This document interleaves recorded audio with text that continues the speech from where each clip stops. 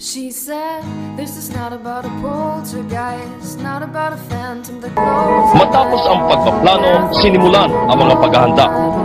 Minadali ang konstruksyon ng gusali sa may Rojas Boulevard na magsisilbing tanghalan para sa malaking piyesta. At dito naganap ang isang kahindik-hindik na pangyayari. Ika-17 ng Nobyembre taong 1981, ganap na alas 2:35 ng umaga. Gumuho ang pinakamataas na palapag nang halos ay patapos ng gusali.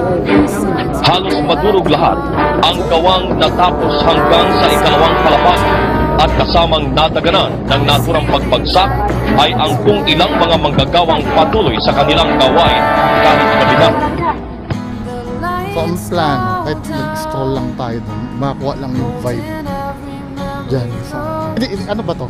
Film center nito, di ba? Film center, pero yan kasi active yung card nila.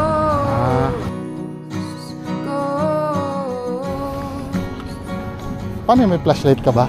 Wala. Cellphone na lang. Pwede mong umakyat dito?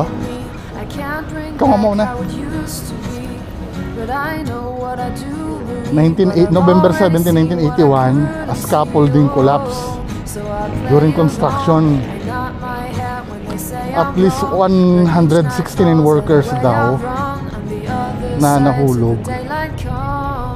Tapos yung tinabunan na semento.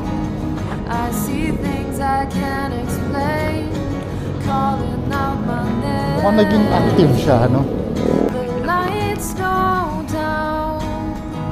Ang hirap dumiskarte ng Mga ganito, di ba, pag nakakita tayong ganito, parang nagpa-practice sumayaw. Oo. Ganun.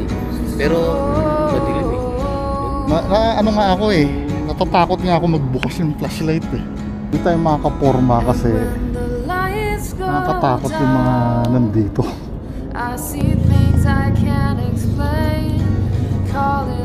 Yung sa labas, ano talaga pag sa loob? Yan sa akin yun. Eerie talaga siya. Wala na akong nakikitang ganitong kataas na ano. Hindi siya katulad ng mga building ngayon na basta-basta na ginawa. Ano to eh, talagang museum quality. Private po ba to? Ha? Private po ba? Private ka. Akala ko government. Pero tanong ko sir, may nararamdaman kayo sa loob? May nararamdaman kayo sa loob? Doon, ito kasi intimidating to man eh. Ay, may mga ano pa rin. Ito yung film center. Yan. Yan na, pinagbabawalan na ni Kuya oh. Mga huli kayo. I'm lost in these memories, living behind my own illusion. Lost on my